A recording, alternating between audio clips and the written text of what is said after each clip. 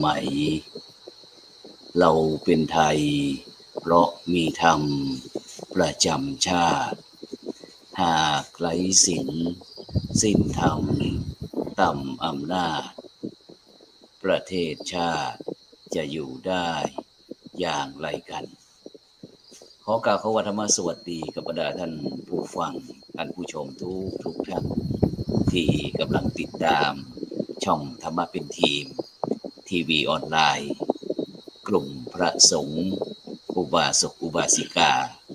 ร่วมกันเผยแผ่ธรรมะออนไลน์ไลฟ์สดทาง Facebook ทาง YouTube และก็สถานีวิทยุเครือข่ายคลื่นสีขาวชาวประชา8จังหวัดภาคเหนือ FM 104.50 เมกะเฮิรตซ์วัดฝายหินจังหวัดเชียงใหม่ FM 88.25 เมกะเฮิรตซ์วัดศรีปันเงินอำเภอสันปะตองจังหวัดเชียงใหม่ Facebook ท่านอาจารย์พระครูอภิวัฒนวิกรมรองเจ้าคณะอำเภอดอยหล่อวัดปากทางเจริญอำเภอดอยหล่อจังหวัดเชียงใหม่ Facebook พัทรารามสันปะยางหลวงจังหวัดลำพูน Facebook พระนักสื่อสารมหาวิทยาลัยมหาจุฬาลงกรณราชวิทยาลัยเขตเชียงใหม่แล้วก็ Facebook มหาวิทยาลัยมหาจุฬาลงกรณราชวิทยาลัยเขตเชียงใหม่ YouTube IDTO ทำเป็นทีมสากลYouTube วัดจอมคำเขมรัตน์นครเชียงตุงพร้อมทั้งภาคีเครือข่ายทุกช่องทางซึ่งในวันนี้ก็เป็นวันศุกร์ที่25เดือนตุลาคมปีพุทธศักราช2567เป็นวันพระเป็นวันธรรมสวรรณะวันแห่งการฟังธรรมซึ่งเก่ากระผมวัฒนภาพพระครูโสพลปริยัติก็ได้นำรายการสังฆพัฒนาเพื่อประชาชนบทบาทพระสงฆ์ในยุค New Normal มาพบกับบรรดาท่านผู้ฟังท่านผู้ชมเป็นประจำทุกคืนวันศุกร์เวลาตั้งแต่ 20 นาฬิกาเป็นต้นไปจนถึงเวลาประมาณ 21:30 นาทีซึ่งบรรดาท่านผู้ฟังท่านผู้ชมทุกท่านก็สามารถที่จะให้กำลังใจกับคณะทำงานช่องธรรมะเป็นทีมของเราโดยการกดติดตามกดไลค์กดแชร์เพื่อเป็นธรรมทานฉะนั้นสโลแกนช่องเราก็บอกว่ายิ่งแชร์มากก็ได้บุญมากแชร์น้อยก็ได้บุญน้อยถ้าไม่แชร์ก็ไม่ได้บุญฉะนั้นหรือว่าจะร่วมสนับสนุนช่องธรรมะเป็นทีมของเราก็สามารถที่จะร่วมบริจาคกับโครงการมูลนิธิ1016เพื่อการกุศลโดยท่านอาจารย์เจ้าคุณพระวิสุทธิวัชราภรณ์หรือว่าครูบาขาววัดลัทธิวันพระนอนขอนตาลอำเภอแม่ริมจังหวัดเชียงใหม่ก็สามารถที่จะทำได้ซึ่งวันนี้นั้นก็ออกอากาศที่วัดอินทปัญญารามบ้านกองฝายหมู่ที่12ตำบลบ้านปิ่นอำเภอรองจังหวัดแพร่ซึ่งวันนี้ก็มีนักร้องใต้ดินเสียงระงมไปหมดทั่วทุกท้องละแห่งฉะนั้นก็บรรดาท่านผู้ฟังท่านผู้ชมก็รับฟังบรรยากาศเหมือนกันเพราะว่าวันนี้เรามาไลฟ์สดออกรายการสดที่วัดอินทปัญญารามเพื่อที่จะมาเตรียมรับกฐินสามัคคีซึ่งก็จะมีท่านอาจารย์เจ้าคุณบัณฑิตวิสุทธิวัชราภรณ์หรือว่าครูบาขาวพร้อมทั้งคุณโยมจริยามหัทโนบลประธานคณะกรรมการดำเนินงานที่จะนำกฐินมาทอดเพื่อที่จะมุงหลังคาอุโบสถวัดอินทปัญญารามซึ่งก็เพื่อใช้เป็นสถานที่ทำบำเพ็ญบุญบำเพ็ญกุศลให้พี่น้องพุทธศาสนิกชนทั้งเดินทางมาจากทั่วสารทิศมาใช้เป็นประโยชน์ซึ่งก็เป็นวันเกิดเมืองนอนถิ่นบิดรมารดาของพระครูโสพลปริยัติผู้ดำเนินรายการเองซึ่งก็จะมีกฐินทอดกฐินในวันอาทิตย์ที่27เดือนตุลาคมก็วันพรุ่งนี้ก็วันเสาร์มะรืนก็เป็นวันอาทิตย์ก็เวลาทั้ง 9 นาฬิกาเป็นต้นไปฉะนั้นก็เกินรายการก็ประชาสัมพันธ์ไปก่อนฉะนั้นเพื่อไม่เป็นการเสียเวลาเราก็จะวันนี้เราก็ได้รับความเมตตาจากพระเถรานุเถระพร้อมทั้งคณาจารย์จากช่องธรรมะเป็นทีมของเราวันนี้เราตั้งหัวข้อบอกว่าธรรมะศึกษายุคใหม่ จะอย่างไรดีนะซึ่งในช่วงนี้ก็จะเป็นช่วงที่ทางแม่กองทำสนามหลวงนะก็จะได้มีการให้เปิดให้สถานศึกษาต่างๆได้ส่งรายชื่อนักเรียนแล้วก็คณะคุณครูคณะผู้บริหารต่างๆได้มีการทดสอบความรู้เขาเรียกว่าสอบธรรมศึกษาสนามหลวงซึ่งวันนี้จะเป็นอย่างไรเดี๋ยวเราจะกลับมาคุยกันเราไปที่ท่านแรกเลยก่อนก็ได้ไปที่ท่านพระอาจารย์วิสิทธิดาวิสิทธโธผู้ช่วยศาสตราจารย์รักษาการผู้อำนวยการสำนักงานวิชาการมหาวิทยาลัยมหาจุฬาภรณ์ราชวิทยาลัยวิเทศเชียงใหม่นมัสการครับท่านอาจารย์ดรครับผมครับการนมัสการท่านอาจารย์พระครูโสพลปริยัติแล้วก็สอนศีลธรรมนะครับเจริญพรอาจารย์ดรเกียรติศักดิ์นะครับผู้อำนวยการโรงเรียนเหนือวิทยาบัณฑาก็ผู้ฟังรายการท่านนะครับไม่แน่ใจว่าสัญญาณชัดเนาะครับก็พอใช้ได้ครับนิดหนึ่งโอเคครับไปที่ลูกที่สองเลยนะครับไปที่พระอธิการธีรวุฒินะครับธีระปัญโยนะครับเจ้าอาวาสวัดบ้านกองขากหลวงนะครับตำบลเสมิงอำเภอเสมิงจังหวัดเชียงใหม่ของเราพระสอนศีลธรรมประจำอำเภอเสมิงนมัสการครับท่านอาจารย์ธีรวุฒิครับผมขอกราบนมัสการท่านพระครูโสพลปริยัติและก็พระอาจารย์วิสิทธิตาวิสิทธโธนะครับแล้วก็การพระอาจารย์สอบคือและก็เจริญพรอาจารย์ดรเกียรติศักดิ์ชัยนะนะครับผมก็เป็นพระเกียรติศักดิ์ครับผมครับผมครับโรงเรียนชุมชนบ้านแม่สาบนะครับประจำอำเภอเสมิง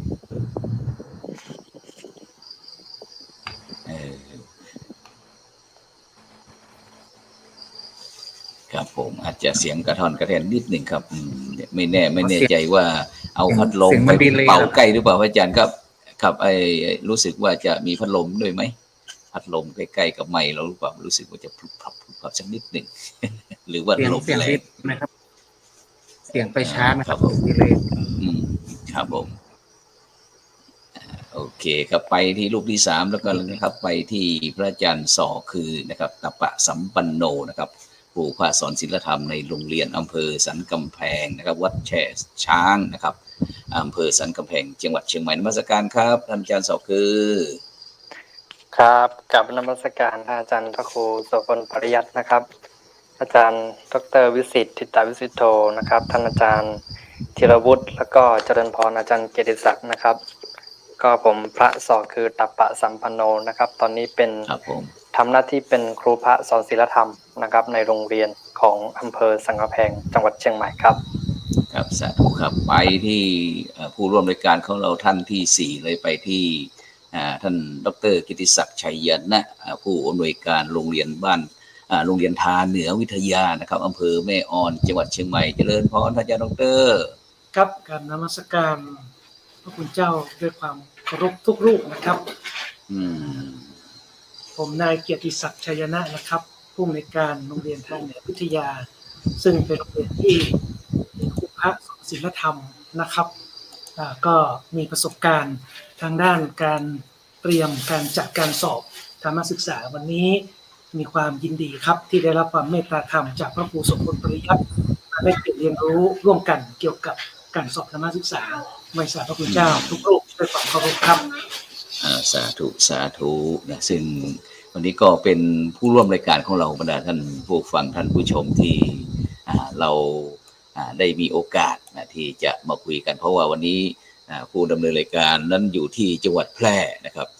อยู่ที่จังหวัดแพร่วันนี้ก็ไปร่วมประเพณีตันกุยสลากนะครับที่วัดบ้านปงนะครับตำบลต้าผามอกนะครับอำเภอรองจังหวัดแพร่นะครับซึ่งก็เป็นวัดท่านอาจารย์พระครูสิริสุเมธากรกับหลวงพ่อเจ้าคณะอำเภอนะครับซึ่งก็เป็นกัลยาณมิตรนะครับวันนี้ก็ไปช่วยตลอดทั้งวันก็รู้สึกว่าเสียงอาจจะไม่ค่อยเต็มร้อยสักเท่าไหร่นะครับก็ต้องอาศัยผู้ร่วมรายการครับเพราะว่าวันนี้เป็นโคสกะนะครับตลอดทั้งงานทั้งวันนะครับฉะนั้นก็บรรดาท่านผู้ฟังท่านผู้ชมก็อย่าลืมนะถ้าอยากจะคุยสนทนาผู้ร่วมรายการของเราก็สามารถที่จะโทรมาได้ที่083 324 799 1984นะวันนี้เราเอาดาวของเรามาให้บรรดาท่านผู้ฟังท่านผู้ชมได้ชมนะว่าตอนนี้คณะสงฆ์จังหวัดเชียงใหม่ของเราไปถึงไหนกันแล้วนะครับเพราะฉะนั้นเราจะไปที่ท่านพระอาจารย์ธีรวุฒิธีรปัญโยวันนี้ได้ฉายภาพสงฆ์ไทยไกลโลกของท่านครับอาจารย์ธีรวุฒิได้เห็นแล้วเป็นไงบ้างมีความคิดอะไรช่วยคุยให้บรรดาท่านผู้ฟังท่านผู้ชมฟังหน่อยเห็นท่านทำสื่อที่ออกมาแบบนี้ซึ่งก็หลายท่านหลายคนก็ดูไปด้วยก็ยิ้มไปด้วย ไม่รู้ว่าจะเป็นอย่างไรช่วยคุยที่คอนเซปต์ที่ท่านผลิตสื่อนี้ออกมาด้วยครับนิมนต์ครับผมครับหลังจากที่ได้ไปเข้าอบรมที่เชียงดาวมานะครับเกี่ยวกับเรื่องสงครามไกลโลกสื่อเนี่ยอาจารย์เขาก็พยายามติดตามคนทุกรูปนะครับที่ได้เข้าอบรมก็ผมเพื่อที่เราจะได้ใช้ความรู้ที่ไปอบรมมาเนี่ยก็มาทำคลิปที่ทางอาจารย์เขาได้สอน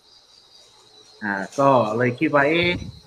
เราจะเอาเรื่องอะไรดีก็เลยคิดว่าพอดีตัวเราเนี่ยน้ำหนักเยอะแล้วก็เป็นโรคความดันแล้วก็เลยทำคลิปนี้คลิปร่างกายแล้วก็พอตัวเองเป็นโรคความดันพอทำความดันว่าเราแล้วก็ความดันมันดีขึ้นครับตรงกับของสงฆ์ไทยไกลโลกพอดีครับครับผมซึ่งโดยเฉพาะก็ได้คิดนานไหมครับก่อนคอนเซปต์นี้ที่จะออกมาใช้ทีมงานหรือว่าคิดเองคิดเองทำเองนะครับเพราะว่ามันอยู่ดีก็ขึ้นมาเองอยากจะทำก็เลยทำเลยทำแค่ชั่วโมงเดียวทำแค่ชั่วโมงเดียวครับแล้วก็ผลเป็นยังไงบ้างก็ที่เราได้ปล่อยคลิปนี้ไปก็มีคนเข้ามาติดตามเยอะครับแล้วก็อาจารย์เขาก็ชมว่าดีมากก็ตัดต่อให้นิดหน่อยให้มันมีความลื่นไหลความสมูทมากขึ้นให้น่าดูน่าชมมากยิ่งขึ้นเนาะเสริมเติมเต็มให้อาจารย์สอคือในฐานะที่เข้าร่วมโครงการนี้ด้วยเห็นท่านอาจารย์ธีรวุฒิแล้วเป็นยังไงบ้างช่วยวิพากษ์หน่อยก็ผมก็เป็นหนึ่งในผู้ที่ได้เข้าร่วมการอบรมในวันนั้นนะครับก็ทางคณาจารย์วิทยากรก็สอนเกี่ยวกับการผลิตสื่อต่างๆนะครับในการเผยแพร่เกี่ยวกับเรื่องของพระสงฆ์เรานี่แหละครับทีนี้ก็ดูจากวิดีทัศน์เนี่ยก็ถือว่าน่าชื่นชมนะครับเพราะว่าหลายๆรูปที่ไปเข้าอบรมในวันนั้นเนี่ยได้กลับมาทำวิดีโอผลิตสื่อคือมันบ่งบอกว่าสามารถที่จะนำไปใช้ได้จริงนะครับที่ได้ไปศึกษาไปอบรมมาก็มาถ่ายทอดแล้วก็แชร์เรื่องราวดีๆถึงผู้ชมนะครับให้สาธารณชนได้เห็นว่าเรากำลังทำอะไรกันอยู่นะเรื่องราวดีๆแล้วก็แชร์ให้กันซึ่งกันและกันครับครับไปที่ท่านอาจารย์ดร.กิติศักดิ์ในฐานะที่เป็นคุณโยมแล้วก็เป็นผู้บริหารของโรงเรียนบรรทาเหนือได้เห็นผลงานของพระสอนศีลธรรมเป็นไงบ้างช่วยวิพากษ์วิจารณ์หน่อยรับได้ไหมครับก็ในส่วนนี้นะครับถือว่าเป็นความพยายามนะครับเป็นความพยายามสะท้อนถึงผลของความเพียรนะครับของพระเดชพระคุณเจ้าทุกรูปนะครับที่ท่านมีความเมตตามีความวิริยะนะครับในการพยายามออกแบบแผนจัดการเรียนรู้เนี่ยและมีสื่อนะที่จะเป็นอย่างไรในส่วนเบื้องต้นก็ดูแล้วก็กลับชื่นชมนะครับในความพยายามซึ่งเป็นประโยชน์อย่างยิ่งครับของเด็กๆพัฒนาผู้เรียนแน่นอนว่าสื่อทางด้าน ICT เนี่ยก็มีความสำคัญนะครับเพราะฉะนั้นก็ถือว่าวงการของครูพระสอนศีลธรรมก็ถือว่าก้าวนะครับในเรื่องของการพัฒนาทักษะในรุ่นใหม่นี้หรือที่เรียกว่าทักษะศตวรรษที่21เนี่ยก็มีความเจริญพรก้าวหน้าขึ้นเยอะเลยครับจากทุกการครับท่านครับสาธุเดี๋ยวเราจะไปที่ผอ.ฝ่ายสนับสนุนวิชาการของเราซึ่งเป็นผู้ที่รับผิดชอบโครงการพระสอนศีลธรรมในโรงเรียนมหาวิทยาลัยมหาจุฬาลงกรณราชวิทยาลัยเขตเชียงใหม่ร่วมกับคณะสงฆ์ท่านอาจารย์ดร.ครับผมมีความเป็นไปเป็นมาอย่างไรครับถึงเกิดสิ่งเหล่านี้ขึ้นมาในโครงการของพระสอนศีลธรรมครับมีวัตถุประสงค์อย่างไรถึงได้มีการอบรมโครงการนี้ครับผม ก็เป็นแผนยุทธศาสตร์ที่เราได้วางกันไว้ตั้งแต่อ่า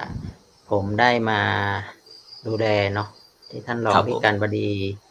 ท่านมอบหมายให้มาดูแลก็เป็นไปตามกลยุทธ์แผนยุทธศาสตร์ที่เรากำลัง ครับ ท ผมอืม ำยุทธศาสตร์ในการพัฒนากลไก การพัฒนาศักยภาพ การนำไปสู่การทำเครือข่าย ครับ ส่วนการพัฒนาศักยภาพของพระสงฆ์ก็คือพระสอนศีลธรรมเนี่ยก็เป็นส่วนหนึ่ง ครับ นะครับในการที่จะพัฒนาทักษะให้ท่านได้รู้เท่าทันการสื่อสารการเผยแผ่นี่ก็เป็นอีกหนึ่งเรื่องบูรณาการกับงานของโดยเฉพาะยิ่งก็คือเราอยากให้พระเป็นผู้สื่อสารเอง ครับ เพราะพระเนี่ยเป็น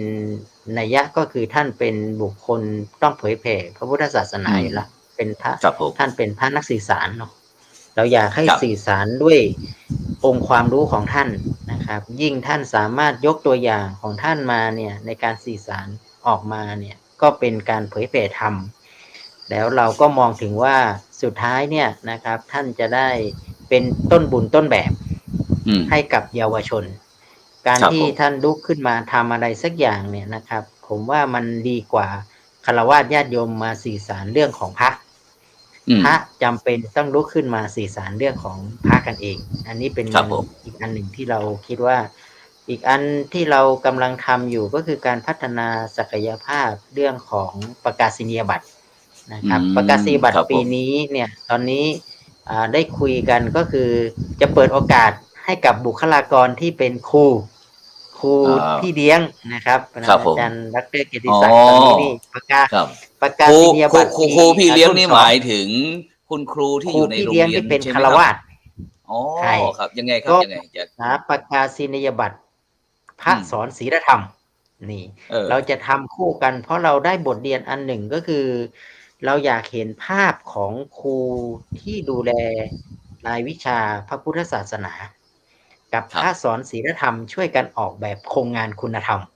อืม เราต้องไปพร้อมกันอุบาสกอุบาสิกาพุทธบริษัททั้ง4เนี่ยนะครับ อืม เราจะ คบ ร่วม ผ มือกันในการที่จะถ้าเราได้มีโอกาสได้พัฒนาประกาศนียบัตรอันนี้ร่วมกันแล้วเนี่ยนะครับ ประกาศนียบัตรนี้ก็อาจจะยกระดับ ครับ ให้กับทางคุณครูนะครับได้เป็นอีก ครับ อีกหลักสูตรหนึ่งนะครับ ที่จะสอดคล้องกับธรรมศึกษานะครับ แล้วก็มาเรียนประกาศนียบัต ครั ร บ ด้วย ทีนี้ อืม พระสอนศีลธรรมก็จะ ครับ รู้สึกตื่นตัวขึ้นมาละนะครูก็ต้องครูที่อยู่ อืม ก็เข้ามาเรียนด้วยนะครับ เป็นการจับคู่ ครับ กันระหว่างโรงเรียน กับพระ อืม อันนี้เทอมรุ่นที่2นี่ก็จะเปิดรับละนะอาจารย์ครูสพล ครับ อันนี้ ก็ ครั ป บ ระ ผม ชาพันธ์ อาจารย์ครับถาม ท่ นี่สอบถามนิดหนึ่งว่าโดยเฉพาะที่มหาวิทยาลัยมหาจุฬาลงกรณราชวิทยาลัย แล้วก็มหามกุฏราชวิทยาลัยนะครับมหามกุฏมหาสองทางมหาวิทยาลัยของเราเนี่ยครับได้รับภารกิจจากคณะสงฆ์มาบอกว่าให้จัดพระสอนศีลธรรมนะครับแล้วก็เป็นผู้ที่ดูแลประสิทธิ์ประสาทนี้อย่างโครงการที่อาจารย์ทำที่เชียงใหม่เรานี้มีทั่วประเทศเลยใช่ไหมครับหรือว่ามีเฉพาะแต่ตรงนี้ครับผม ประกาศนียบัตรเนี่ยเราเป็นหลักสูตรแกนกลางอยู่แล้วที่เป็น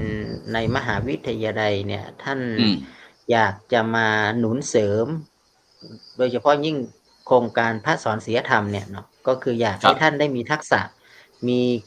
ะเรื่องของเทคนิคการสอนรู้จรรยาบรรณของการสอน รูปแบบของการสอน การออกแบบการสอนนะครับ แล้วก็มีการจัดกิจกรรม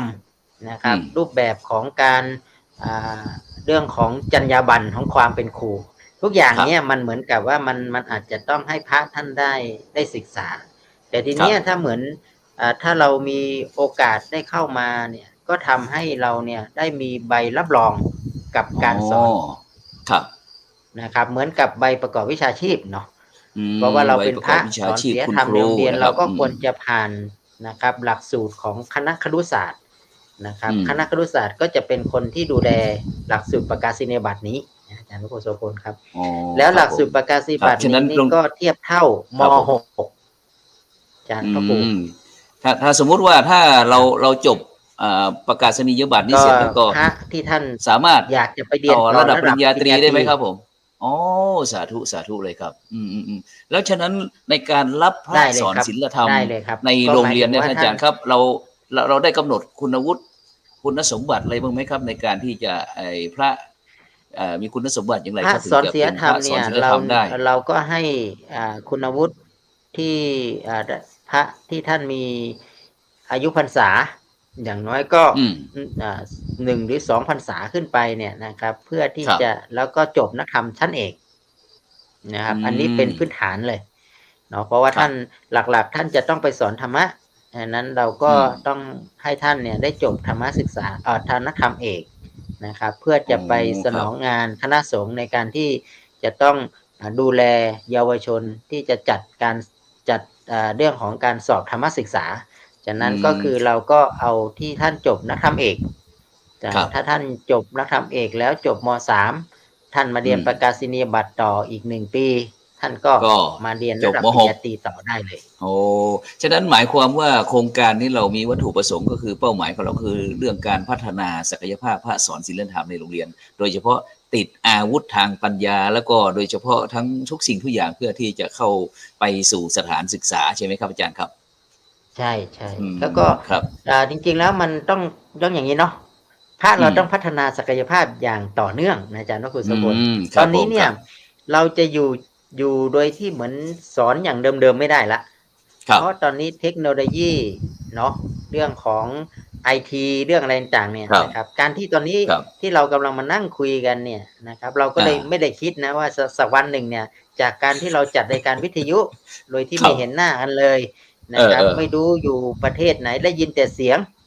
นะครับเราก็ฟังเสียงแล้วเราก็รู้สึกมีความสุขได้ฟังธรรมะตอนเช้าตอนก่อนนอนอะไรต่างๆเราก็ฟังกันนะครับ แต่ตอนนี้ ครับ มันไปไกลกว่านั้นนะครับ มันสามารถ ครับ มองเห็นหน้ามอง ครับ การพูด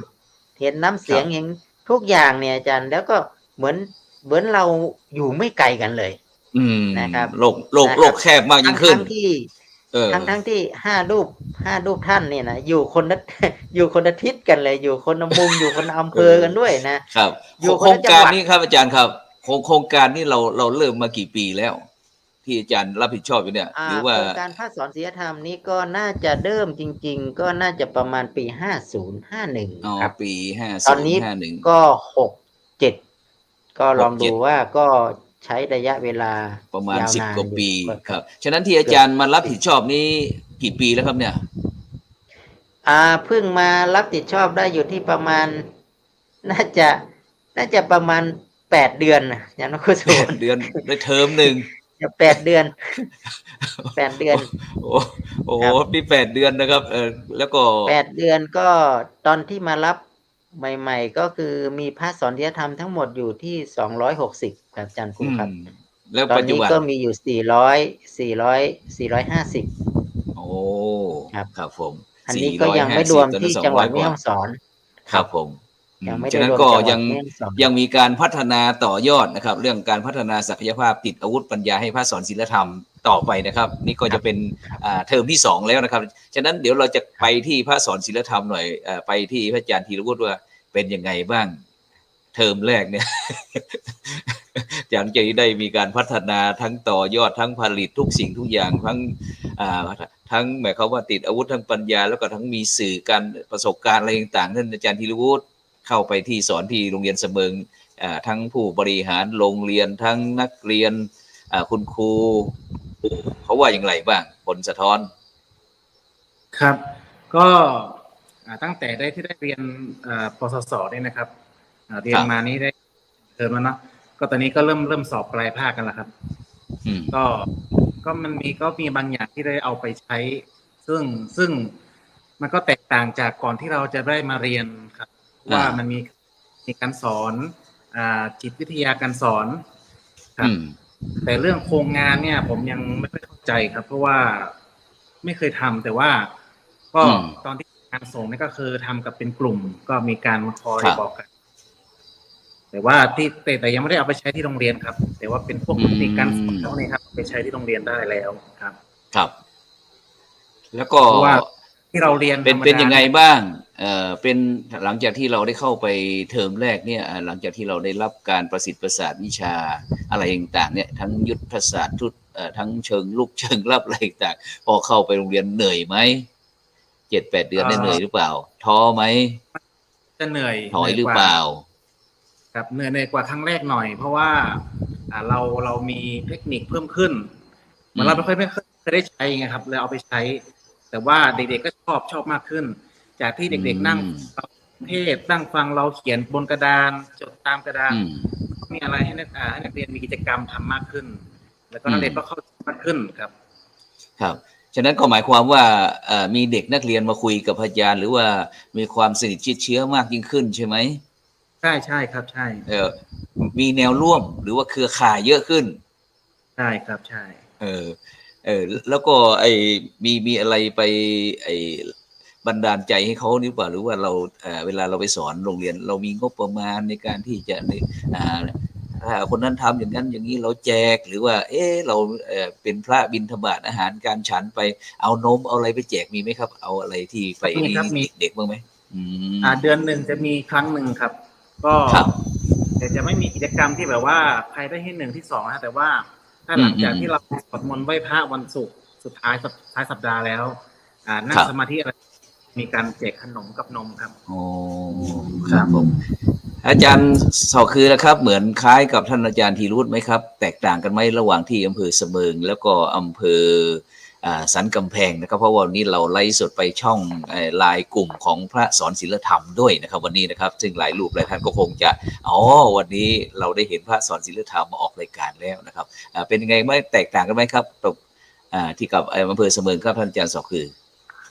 คำถามยังไงนะครับอาจารย์ว่าที่พระอาจารย์ธีรวุฒินะครับได้ลงไปในโรงเรียนนะครับแล้วก็เล่าประสบการณ์ให้เราฟังมันมีความแตกต่างกันไหมครับระหว่างที่อำเภอเสมิงแล้วก็มาที่อำเภอสันกำแพงครับก็คิดว่าน่าจะคล้ายคลึงกันเพราะว่าเราไปสอนในโรงเรียนเนาะเราก็ต้องได้ไปพบเจอกับเด็กนักเรียนเป็นเรื่องธรรมดาอย่างผมเนี่ยช่วงแรกๆที่เข้าไปสอนในโรงเรียนเนี่ย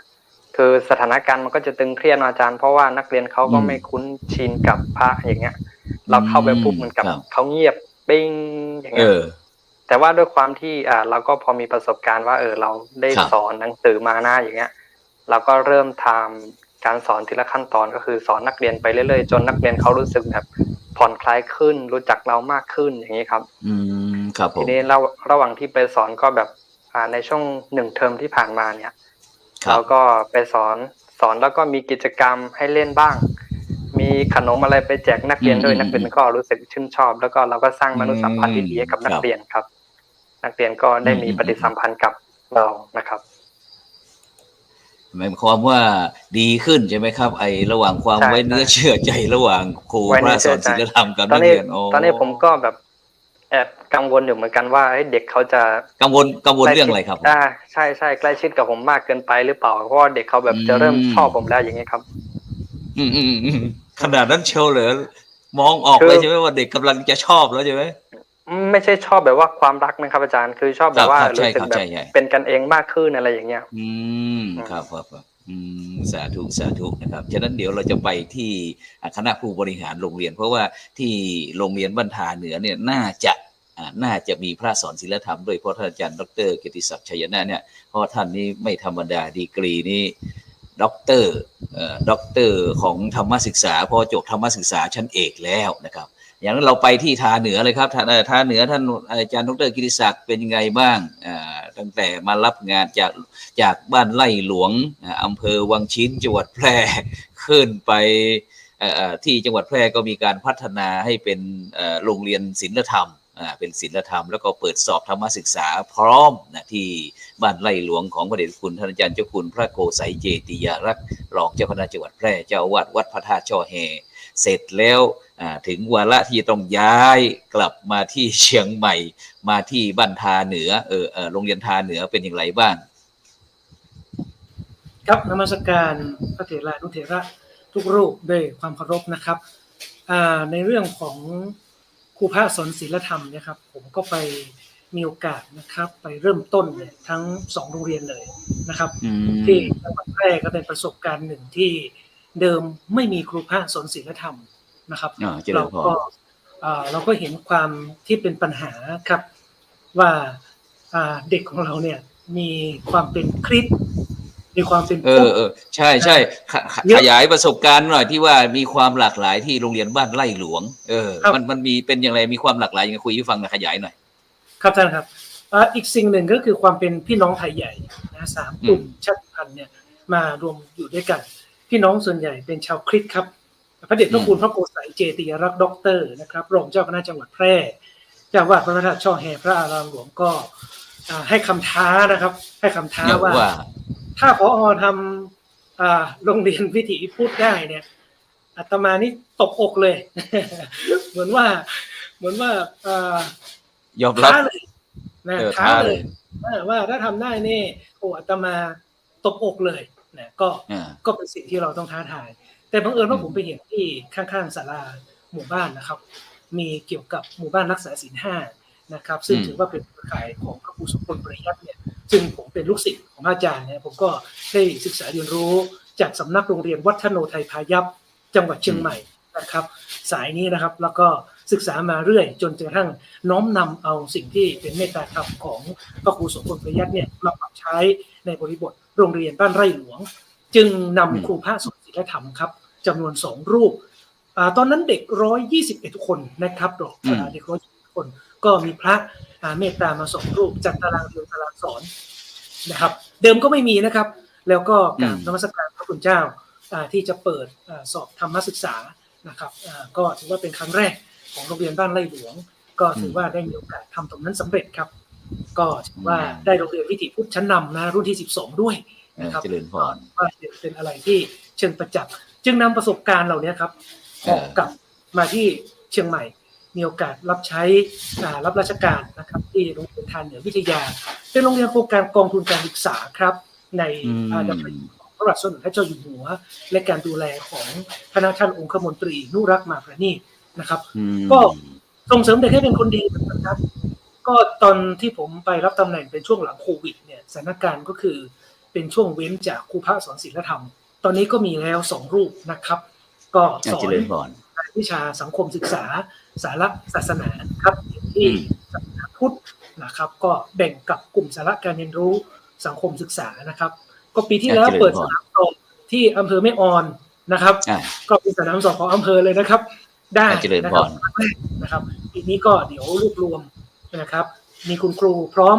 ต่อยอดครับทุกคนเจ้าครับในเรื่องของการสอบธรรมศึกษาท่านที่ได้ตรีแล้วก็สอบโทได้สอบโทก็สอบเอก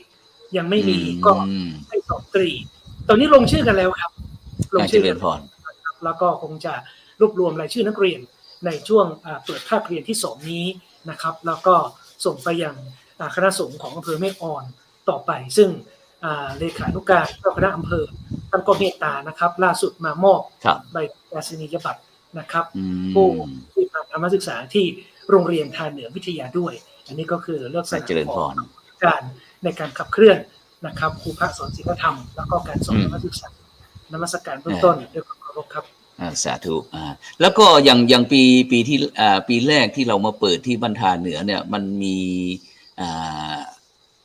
มีความสะดวกสบายไม่มีปัญหาอะไรบ้างไหมในการที่จัดสนามสอบครับตอนแรกนะครับก็ไม่ค่อยคุ้นเท่าไหร่เพราะว่าเป็นครั้งแรกผมก็ไปกราบพระเดชพระคุณเจ้าคณะอำเภอแล้วก็ท่านเลขาเจ้าคณะอำเภอนะครับว่าอยากให้โอกาสธรรมศึกษาให้เด็กที่อยู่ห่างไกลครับโดยเฉพาะเด็กที่อยู่บนดอยแล้วโรงเรียนเราเนี่ยเป็นเด็กปากยอครับซึ่งเป็น60%กว่าเนี่ยนะครับก็ห่างไกลในด้านของพุทธศาสนาเพราะว่ามีความเชื่อเรื่องผีเรื่องอะไรที่เป็นความเชื่อดั้งเดิมนะครับของชนชาติพันธุ์ของเขาอยู่เพราะฉะนั้นผมเอาความตั้งใจนะครับมาขับเคลื่อนแต่เจริญพรว่าโรงเรียนมีขุมทรัพย์ของพลังที่เป็นองค์งานคุณธรรมอยู่แล้วครับพระคุณเจ้าทุกรูปตรงนี้คุณครูท่านเดิมท่านทำไว้แต่ยังขาดองค์ความรู้เรื่องหลักพุทธธรรมที่นำมาบูรณาการแต่ผมก็พอที่จะรู้เรื่องเหล่านี้ได้ซึ่งได้เมตตาจาก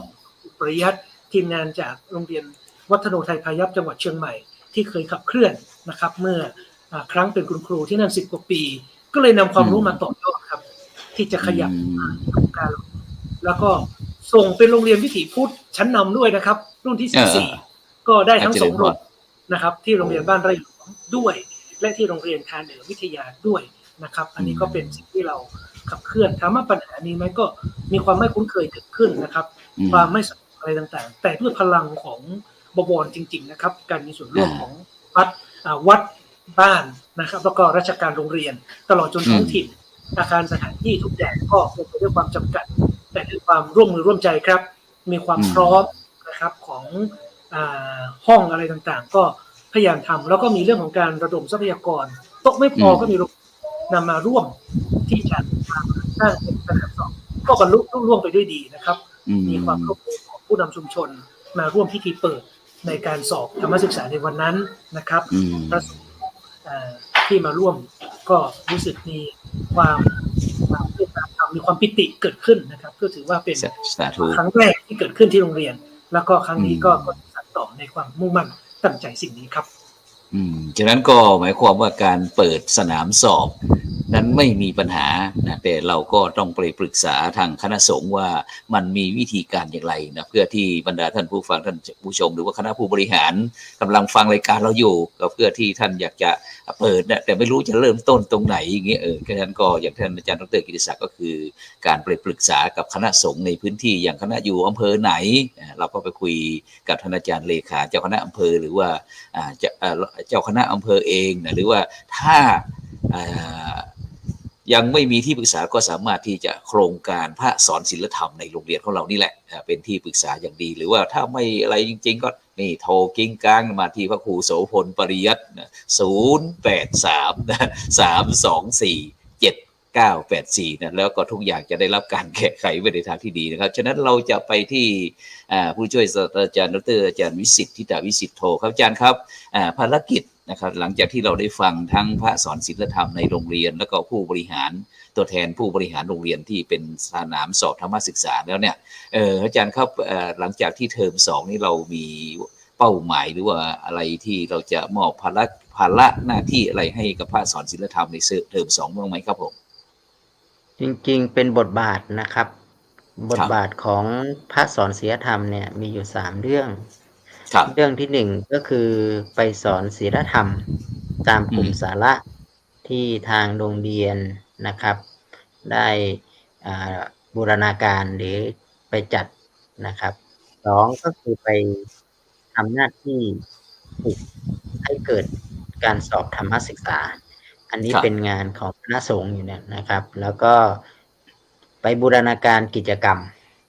ไปทำหน้าที่ของการทำให้เด็กเนี่ยนะครับได้มีโครงการคุณธรรมหรือไปอบรมนะครับให้กับเด็กเยาวชนในสถานศึกษาอันนี้ก็คือเป็นบทบาทของพระสอนศีลธรรมอยู่แล้วและอีกอันหนึ่งก็คือผมว่าเป็นบุญของคณะสงฆ์ที่มีพระสอนศีลธรรมถ้าเกิดว่าคณะสงฆ์หรือสถานศึกษาเนี่ยนะครับมีพระสอนศีลธรรมในโรงเรียนเนี่ยผมว่ามันแสดงถึงความเข้มแข็งความเอาใจใส่แล้วก็เป็นยุคของการเผยแผ่ธรรมแม้ว่าคณะสงฆ์เนี่ยนะครับถ้ามีพระสงฆ์ในพื้นที่ลงไปบูรณาการอยู่กับในโรงเรียนเนี่ยผมคิดว่ามันเป็นความเข้มแข็งของคณะสงฆ์ความเข้มแข็งของโรงเรียนที่เป็นโรงเรียนวิถีพุทธหรือสถานศึกษานะครับผมว่าเป็นสิ่งที่สะท้อนให้เห็นได้นะครับส่วนมหาวิทยาลัยเราก็มีหน้าที่ในการที่จะพัฒนานะครับพัฒนาแล้วก็สนับสนุนอาจารย์พระครูโสพลเราสนับสนุนค่านิตยพัฒน์ถวายให้ท่านพระนะครับแล้วก็ทั้งที่โรงเรียนก็ไม่ต้องสนับสนุนค่านิตยพัฒน์ให้พระละนะครับทางมหาวิทยาลัยเรามีงบส่วนที่เราได้รับการสนับสนุนนะครับอันนี้ก็เราก็จะถวายค่านิตยพัฒน์ให้กับพระที่ไปสอนอันที่2เราก็จะเป็นงานที่ไปสนองงานคณะสงฆ์นะครับแต่ละอำเภอ จริงๆเป็นบทบาทของงานคณะสงฆ์อยู่แล้วครับอาจารย์พระครูครับ เป็ ครั น บผม งานการศึกษาสงเคราะห์ ครับ 6+1ที่เราเข้าใจกันก็คือ1ใน ครับ 6เนี่ยนะครับก็คืองานการศึกษาสงเคราะห์ ครับผม ซึ่งจะมีนิตยพัฒน์หรือไม่มียังไงพระเราก็ต้อง อืม ลงไปทำหน้าที่อยู่แล้วเพราะ6+1 ครับผม เขียนรายงานออกมา เออ นะครับแต่ทั้งนี้ทั้งนั้นเนี่ยก่อนที่เราจะลงไปเนี่ยนะครับเราก็ควรที่จะมีทักษะเนาะมีความ ครับ รู้ ผม มี อืม มีโอกาสที่จะได้ฝึกได้อะไรต่างๆเนี่ยครับแล้วก็เข้าไปฝึก ผมว่าพระก็จะได้พัฒนา คุณครูที่อยู่ในสถานศึกษาก็จะได้ดูแลพระ ครับ แล้วก็นักเรียนสุดท้าย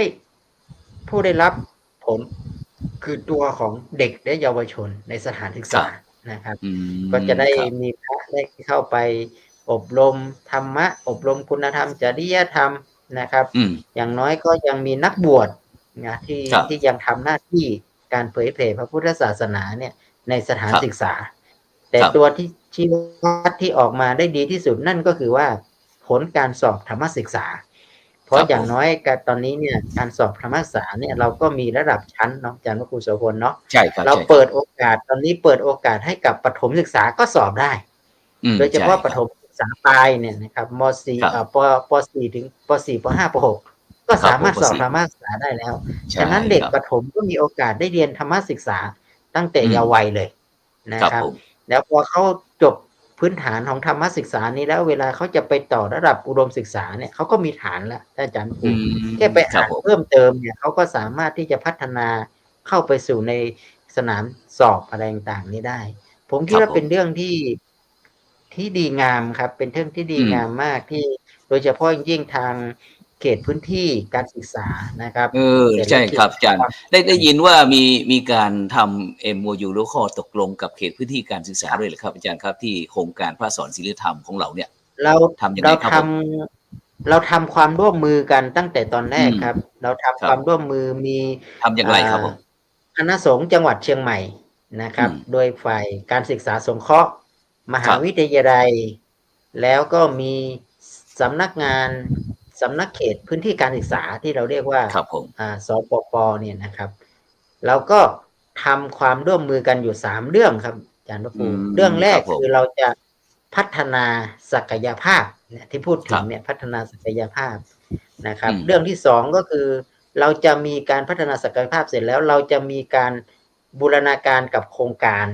โครงการที่ว่าไว้ก็คือโครงการคุณธรรม โครงการ อ๋อ สอบธรรมศึกษา โครงการที่จะอบรมคุณธรรมจริยธรรมอะไรพวกเนี้ยมีการบูร ครับ ณา ผมครับ สุด ครับ ท้ายเราจะทำวิจัยร่วมกันนะครับ โอ้ อาจารย์ ครับผม จะทำเป็น ครับ เครือ ครับ ข่ายร่วมกัน เราจะช่วยกันดังนั้นเนี่ยมหาวิทยาลัยเนี่ยก็อบรมทั้งส่วนของภาคสอนที่จะทำแล้วก็อบรมทั้งครูที่เป็นพี่เลี้ยง ครับ ก็คือเอามาอบรมเรื่องของทักษะที่จะพัฒนาโครงงานคุณธรรม ครับ นะครับ อืม แล้วก็ อืม คู่กับพระสอนศีลธรรม ครับ เราก็ใช้ทั้ง2ส่วนเลยนะครับ เราไม่ใช่ได้ ครับ แค่อบรมแค่พระอย่างเดียว เราก็อบรม ครับ ครูพี่เลี้ยงที่จะไปทำ ครูพี่เลี้ยงที่ในโรงเรียนด้วยครับผม ถูกต้องแล้วหลังจาก ครับ นั้นเราก็ใช้เรื่องของโครงงานคุณธรรมเนี่ยเป็นเครื่องมือ ครับ ครับอาจารย์พระครู อืม นะค ครั รั บบ ผม เพราะเครื่องมือคำว่าโครงงานคุณธรรมเนี่ยสุดท้ายเด็กเป็นผู้ทำเด็กเป็นผู้แก้ปัญหาเองนะครับ โดยมีครูเป็นที่ปรึกษา มีพระสอนศีลธรรมเป็นที่ปรึกษา ครับครับ เด็กก็สามารถที่จะแก้ปัญหาเขาได้เองเพราะพอเขาทำโครงงานปุ๊บปัญหาในโรงเรียนถูกการแก้ไข ครับครับ โดยตัวของเด็กเอง ครับ ฉะนั้นอาจารย์ครับถ้าพูดถึงโครงงานเนี่ยเราสมมุติว่าจะมีเด็กนักเรียนนะครับทั้งชั้นประถมต้นแล้วก็ประถมปลายคือก็ป .1 ป .2 ป .3 ป .4 ป .5 ป .6 เขาอยู่ร่วมกันเนี่ยสมมุติว่าเป็นโรงเรียนที่วัดพระสิงห์ก็แล้วกันมีปัญหาอย่างเงี้ยมีปัญหาเกี่ยวกับอาจจะเป็นเกี่ยวกับขยะนี่นะอาจารย์เนาะในโรงเรียนเนี่ยตรงนี้นี่ก็เป็นโครงงานใช่ไหมครับที่จะให้เด็กคิดทำแล้ว ก็คือหมายถึงว่าสิ่งที่เขาจะร่วมกันคือปัญหา ครับ เขาเจอปัญหาในพื้นที่ปัญ ครั หา บผม ในโรงเรียนนะครับ ที่เขาเห็นว่าสิ่งที่นี่เป็นปัญหาแล้วพอเจอปัญหาเสร็จเนี่ยเขาก็จะไปหาสาเหตุ หาวิธีการ ครับ แก้ก็คือใช้กระบวนการของทาง ทางหลักการทางพุทธศาสนาเลยครับ แล้ว ค ก็ รับ ไปหามรรควิธีนะครับ อืม โดยการเอาหลักธรรมเนี่ยนะครับ บางทีก็ใช้หลักธรรมอิทธิบาทสี่บางทีก็ ครับ อริยสัจสี่บางทีก็ อืม พรหมวิหารสี่แล้วเอาไปเป็นกระบวนการในการแก้ไขปัญหานะค ครั รับ บ สุดท้ายเนี่ยบางทีมันเด็กที่ผมลงไปนะผมก็เจอว่าเด็กบาง ครับ คนไม่ส่งงาน โอ้ค ก็ รับ คือไม่ส่งงานแล้วก็ทำให้ในห้องมีปัญหา เช่นครูก็ทวงงาน แล้วคนที่ส่งงานก็รู้สึกไม่โอเคนะครับ สุดท้ายเนี่ย มันก็ต้องมีใครลุกขึ้นมาช่วยกันแก้ปัญหา อืม ได้ผ่านในการทำโครง ครับ งานมา แล้วก็มีกิจกรรมจูงใจใครไม่ส่งงานจะชวนเพื่อนคนนั้นมาเหมือนกับจนทำที่สุดแล้วก็ปรับเปลี่ยนพฤติกรรมครับอาจารย์ครูจนในที่สุดเนี่ย ครับ ทุกคนไม่มีปัญหาเรื่องการส่งงาน ครับ นะครับ อะไรประมาณนี้นะครับ เด็กบางทีเด็กประถมเด็กประถมมีปัญหาเรื่องของการจัดการเรื่องขยะอย่างที่อาจารย์พระครูว่าเนี่ยนะครับ ก็แก้ไขปัญหาได้เรื่องขยะเรื่องของ ก็ให้เด็กมาคุยกันใช่ไหมครับ ปรึกษาหารือกัน ให้เด็ก แลก คุ เป ย ลี่ยน กัน อืม คือต้องมองว่าอันนี้คือเป็นปัญหาของเด็ก แล้วเด็กคุยกัน ครับ เสร็จเด็กก็จะมาตั้งคณะทำงานมาหารือมาหาแนวทางประชุมกัน ครับผมครับ ชุมกันว่าปัญหานี้มัน ครับ เป็นยังไงเราจะทำยังไง เออ มันไปใครเป็นผู้ได้ส่วนเสีย กระบวนการทั้งหมดเนี่ยมันเป็นกระบวนการทางโครงงานคุณธรรมครับอาจารย์ครับ มันมี อืม มันมี เป็น ตั้งแต่ อย่างนี้ ก่อนหลังแล้วมันมีกระบวนการหรือไอตัวที่ ครับ โปรเซสคือกิจกรรม ครับ เนี่ยที่เราเห็นนะครับ ใช้กระบวนการอะไรในการโปรเซสแล้วผลลัพธ์เป็นยังไง เนี่ยครับคล้ายๆเหมือนกับสิ่งที่อยากท ครับ ำนะครับ แล้วก็มันต้องตอบโจทย์ของความสุขด้วย สิ่งที่อยาก ครับ ทำที่นำไปสู่การปรับเปลี่ยนพฤติกรรม ครับ ดังนั้นเนี่ย อืม ถ้าเราจะพูดถึงโครงงานคุณธรรมเนี่ยเราต้องใช้เวลาเนาะอาจารย์อย่างน้อยก็หนึ่ ครั ง บ เทอมอย่างเงี้ยมันต้องมี อ๋อ การทดลอง ครับ ทดสอบ อืม นะครับ ไม่ใช่ ครับ ว่าอยู่ๆแล้วก็นะมันจะมีการทดสอบมันจะมีเครื่องมือนะครับ อ่า ออกแบบเครื่องมือด้วยนะ เครื่อง ครับ มือ โอ้ การประ มี เมิ เครื่อน งมือ ครับผม ก่อนและหลังก่อนหน้านั้นเป็นยังไงหลังเป็นยังไง แล้วทำแล้วมันเกิดอะไรขึ้น ครับ เกิดขึ้นแล้วมันมีผลยังไงต่อโรงเรียนต่อชุมชนต่ออะไรต่างๆเนี่ยนะครับ อันนี้ก็สามารถที่จะทำผมไปที่โรงเรียนหนึ่งผมไปกับอาจารย์พระครูโสพลนี่แหละจำ โรงเรียนปู่คำหรือเปล่า ที่โรงเรียนที่เราเข้าไปปุ๊บเนี่ย เราไปเจอเด็กม .6 เด็กป .6 นะอาจารย์พระครูเนาะ ครับ แล้วก็มีเด็กผู้ชายอยู่ไม่กี่รูปนะครับไม่กี่คน ครับ 3-4 คนปรากฏว่าพอเขาเรียนผ่านโครงงานคุณธรรมแล้วเขาอยากจะบวช อ๋อ เขาบอกจบ ค ป รับผม .6 แล้วเขาบวชเลยโอ้นี่ผมว่า อ่า เป็นตัวชี้วัดที่ดีมากเลยครับ ถ้าเกิดว่าพระสอน ครับ ศีลธรรมนะครับ เข้าไปสามารถต่อให้เขาไปสู่เป็นสานทายาทได้เนี่ย ครับ นี่ไงครับ สิ่งที่เราต้องการ ตอนเนี้ย อืม คือนักบวชเราน้อยมาก ถ้าเกิดแล้ว ครับ เด็กปุ๊บแล้วก็อยากเข้าไปบวชอย่างเงี้ยอาจารย์พระครูโสพลผมว่า ครับ จบ ผม ป .6 แล้วอยากเข้าไปบวชเรียนต่ออยากจะอยู่กับวัดแล้วเนี่ยนะครับ ผมคิดว่าเป็นโอกาสที่เป็นบุญนะแล้วก็ ครับ เรา ผม จะมีสานทายาทแต่ถ้าเราไม่มีพระสอนศีลธรรมเข้าไปโรงเรียนเนี่ยพอเขาจบป .6 จบม .3 แล้วโอกาสที่เขาอยากจะบวชยากแล้วครับ เราก็ไม่มี ใช่ เดินเข้าไปที่วัดเราก็จะเห็นแค่หลวงพ่อหลวงตาอยู่วัดอยู่รูปเดียว อยู่แล้วมันก็ไม่ใช่มีความสุขนะครับ มัน ครับ เหงาเนาะหลวงพ่ออยู่รูปเดียวแล้วก็ต้อง วัดวาอารามมันเยอะแยะแต่ถ้าเกิดมีลูกพระลูกเนนอยู่ในชุมชนเด็กนักเรียนพอจบแล้วก็บวชเรียนต่อในวัดช่วยกันดูแลวัดกับโรงเรียนเนี่ยช่วยกันอย่างเงี้ยผมมองว่ามันเป็นโอกาสที่ท้าทายมากสำหรับ ครับ พุทธศาสนาหรือท้าทายกับ ครับ ชาวพุทธของเรานี่แหละ ครับ ที่ว่าเรา โด จะ ย หล่อหลอมกันยังไง ครับ ผม โดย ได้บอกว่า โดยเฉพาะพระสอนศีลธรรมนี่ใช่ไหมครับ ใช่ โดยเฉพาะพระสอนศีลธรรม ผมจำได้ว่าผู้อำนวยการเป็นผู้หญิง แต่ไม่ใช่ผู้อำนวยการเป็นคนภาคใต้ ใช่ไหมอาจารย์วคุโสพล อ๋อฉะนั้นไอ้ เคยเป็น ที่ เคยเป็นไกด์มาก่อน ที่สันบัดที่หางดงครับหางดง ใช่ หางด ใช่ ง นั่นแหละครับ เออ ผมก็แต่ว่าพอท่านนี้มีวิสัยทัศน์ได้ดีมาก แล้วก็โรงเรียนมีเนื้อที่ไม่ถึงไร่ไหมอาจารย์ประมาณ1 ไร่กว่านี่แห ใช่ ละ ครับ ใช่ก็ได้จากวัดไปแล้วก็ทีเนี้ยแล้วก็สุดท้ายก็คือมีพระสอนศีลธรรมอยู่1 รูปนะครับ ท่านก็ทำวัดสวดมนต์ท่าน จนเด็กอ่ะอยากจะเข้าไปบวชแล้วผมก็ได้ไปถามว่าเอาแล้วถ้าเป็นนักเรียนผู้หญิงน่ะบวชไม่รู้ไม่มีวัด ไม่มีวัดให้อยู่ อันนี้แหละ กลับมาทบทวนเหมือนกันว่าตอนนี้เราเนี่ยอาจจะต้องทำเป็นที่สำหรับนักบวชผู้หญิง เตรียมรอรับแล้วกันเหมือนกัน ตอนนี้ กว่า หลวงพ่อพระเทพรัตนนายกได้สร้างแล้ว ได้สร้างสำนักไปแล้วครับผม ที่จังหวัดลำพูน ผมว่า ครับ อย่างนี้ครับเพราะว่าถ้าเรามีพระเข้าไปสอนแล้วก็ปรับเปลี่ยนพฤติกรรมให้กับตัวเนี้ย และอีกอันหนึ่งก็คือว่าท่านผอ.บอกว่าจะจัดงานบวชให้กับลูกศิษย์เด็กที่จบป .6 เนี้ยที่จะบวช ครับ ทุกคนเป็นเจ้าภาพตั้งแต่ป .1 ถึงป .6 มันยิ่งใหญ่ขนาดนี้ร่วมกันเป็นเจ้าภาพบวช ศรัทธารวมเป็นเจ้าภาพมหาศรัทธานะค ร รับ วมกัน เนาะ เป็นเจ้าภาพร่วมบวช ครับผมจากนั้นเดี๋ยวเราไปที่พระอาจารย์ธีรวุฒินะครับได้ยินท่านอาจารย์ดร.วิสิทธิวิสิทโธได้พูดถึงเรื่องโครงงานก็คือการจับปัญหาที่เกิดขึ้นนะครับในสถานศึกษาหรือว่าที่ใดที่หนึ่งเนี่ยที่มันทำให้ผู้ที่ทำกิจกรรมเกิดมันมีปัญหาขึ้นมาไม่สะดวกนะครับมีแต่ปัญหาอะไรทุกสิ่งทุกอย่างแต่ก็มีการตกลงคุยกันครับคือหันหน้ามาปรึกษาหากันนะครับที่โรงเรียนที่อำเภอเสมิงท่านอาจารย์ที่เป็นพระสอนศีลธรรมเข้ามาโรงเรียนมีไหมมีเด็กได้มาปรึกษาอะไรบ้างหรือเปล่าหรือว่าคุณครูพี่เลี้ยงที่โรงเรียนผมเนี่ยยังผมยังไม่เคยใช้ระบบแบบโครงงานครับเพราะว่าเพิ่งเรียนแต่ที่เรียนกับอาจารย์ที่มหาลัยเนี่ยถือว่าเป็นเรื่องที่ดีนะครับเป็นเรื่องที่ดีเพราะว่า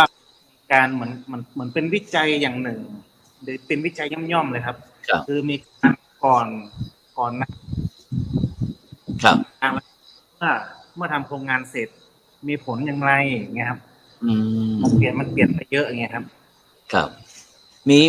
เด็กๆเวลาเราไปสอนนะครับมีเด็กๆมาปรึกษาอาจารย์คนนั้นเป็นอย่างนั้นคนนั้นเป็นอย่างนี้มีไหมครับ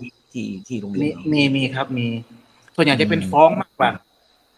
นี่แหละที่ฟ้องนี่แหละครับที่ฟ้องนี่แหละมันเป็นต้นปัญหาครับต้นเหตุต้นปัญหาที่เด็กๆจะคุยกันที่อย่างที่ท่านอาจารย์ดร.วิสิทธิ์ได้พูดนะครับว่าเด็กๆอะไรเขาก็จะไปคุยกันอาจจะไปปรึกษาคุณครูบ้างหรือว่าเป็นพระคุณเจ้าบ้างนี่ครับฉะนั้นมีนะครับท่านอาจารย์เดี๋ยวถ้าเทอม2นี่อาจารย์ต้องลองใช้แล้วนะครับเนาะครับฉะนั้นเดี๋ยวเราไปที่พระอาจารย์สอกคือพระอาจารย์สอกคือครับที่วัดแช่ช้างนะครับเรามีเด็กนอกจากที่เราจะมีความคุ้นเคยแล้วมีเด็กๆมาปรึกษาบ้างไหมครับอาจารย์ครับเรื่องกิจกรรมอะไรปัญหาอะไรต่างๆในโรงเรียนหรือว่าห้องเรียนของเขาเนี่ยครับผมก็สำหรับผมตอนแรกที่เข้าไปสอนนะครับคือผมยังไม่ทราบตัวตนของเด็กว่าแต่ละคนเป็นยังไงแต่ละกลุ่มเป็นยังไงนะครับหลังจากนั้นไปสักเดือนเนี่ยผมก็นำสังคมมิติเข้าไปให้เด็กเขาทำสังคมมิติกับในห้องเรียนเนี่ยและทีนี้พอมานับคะแนนดูก็ทราบว่ามันมีเด็กนักเรียนบางกลุ่มเนี่ยได้คะแนนสูงบางกลุ่มเนี่ยได้คะแนนน้อยมากเลยทำไมเพื่อนไม่เลือกอย่างเงี้ยบางกลุ่มเนี่ยเพื่อนเลือกคะแนนนี่แบบท็อปมากเลยนะเราก็ไปศึกษาดูว่าเด็กที่เขาได้คะแนนสูงเนี่ยเกิดจากอะไรเราก็เลยทราบว่าเกิดจาก1คือเขาตั้งใจเรียน2ก็คือเป็นผู้นำได้เป็นหัวหน้าห้องเป็นคนต้นแบบในห้องนะมีมารยาทดีนะเขาก็เพื่อนก็เลยเลือกเยอะส่วนคนที่เลือกถูกเลือกน้อยเนี่ยก็จะเป็นเด็กที่เขาเรียกว่าติดเกมเนาะอาจารย์เนาะติดเกมแล้วก็แบบดื้อไม่ตั้งใจเรียนนี่เราก็ได้ทราบผลแล้วนะทีนี้เราก็มีแพลนในการจัดการยังไงเราก็ต้องดูก่อนว่าจะสามารถทำอะไรได้บ้างนะครับคือเป้าหมายเนี่ยตามหลักสูตรนะครับอาจารย์หลักสูตรในการสอนนักเรียนเนี่ยเขาวางเป้าหมายให้เราว่าเราต้องพัฒนาเด็กให้เป็นคนเก่งนะครับเป็นคนเก่งไม่พอต้องเป็นคนดีด้วยเมื่อเก่งแล้วก็ดีแล้วก็จะมีความสุขนะครับคนเก่งเนี่ยคุณครูใช่คุณครูสามารถที่จะสอนหรือว่าอบรมให้ความรู้กับนักเรียนให้เป็นคนเก่งได้แต่ครูภาคศิลธรรมเนี่ยจะเป็นส่วนหนึ่งที่ไปเสริมนะครับไปเสริมในส่วนของคุณธรรมจริยธรรมเพื่อให้ผลลัพธ์นักเรียนเนี่ยเป็นคนดีเพราะฉะนั้นถ้าเกิดว่าเก่งกับดีมาอยู่ด้วยกันก็จะทำให้นักเรียนมีความสุขคุณครูก็มีความสุขนะผู้ปกครองเขาก็มีความสุขทุกฝ่ายก็มีความสุขนะครับก็จะได้ทั้งเก่งดีมีสุขอันนี้ก็เป็นเป้าหมายที่เราต้องไปสอนนักเรียนครับ ครับหมายความว่านี้อาจารย์ได้ทำยุทธวิธีแล้วก็เทคนิคอะไรต่างๆตัวนี้เอาไปใช้ที่โรงเรียนที่อาจารย์สอนแล้วใช่ไหมครับใช่ใช่ก็เอาไปปรับใช้ในส่วนที่ใช้ได้อาจารย์เราก็ต้องดูว่าสถานการณ์เหตุการณ์ในช่วงเวลานั้นเราทำอะไรได้บ้างเราปรับใช้อะไรได้บ้างครับความพึงพอใจของคณะผู้บริหารเป็นยังไงบ้างครับที่เขาสะท้อนมาว่าเรื่องนี้สำคัญมากครับอาจารย์ผมเข้าไปช่วงแรกๆเนี่ยครูเขาอาจจะยังไม่แบบว่ามองผมว่าจะเข้ามาสอนได้ดีไหมทำหน้าที่ได้โอเคใช่จะไหวหรือเปล่าเป็นพระมาสอนแล้วมันจะดูยุ่งยากไหมอะไรอย่างนี้นะปรากฏว่าผมเข้าไปสอนเนี่ยผมก็สอนเด็กตามศักยภาพที่ผมมีแล้วก็พร้อมกับเทคนิคการสอนต่างๆที่ไปซึมซับเข้าไปนะครับเด็กเขาก็เกิดการเรียนรู้ที่สำคัญเนี่ย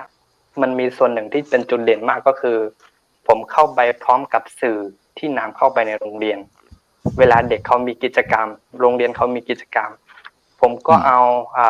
กล้องไปถ่ายรูปถ่ายวิดีโอทำเป็นสื่อออกมามีการสัมภาษณ์นักเรียนแล้วก็ครูตามที่ผมได้ส่งไปในกลุ่มนะครับให้ทีนี้ผมก็เลยให้ครูเขาดูให้นักเรียนเขาดูครูเขาบอกว่านี่เป็นสื่อที่อยากให้มีในโรงเรียนนะครับคือเขาจะได้นำสื่อเหล่านี้เนี่ยไปโชว์กับคณะกรรมการที่เขาจะมาตรวจสอบ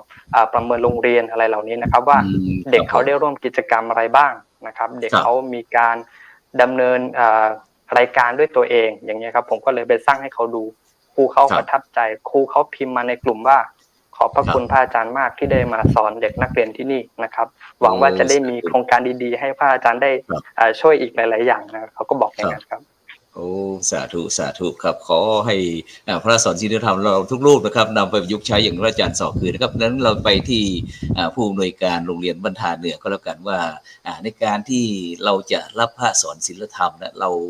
าสักรูปหรือ2รูปเลยเรามีเงื่อนไขอะไรไหมทางโรงเรียน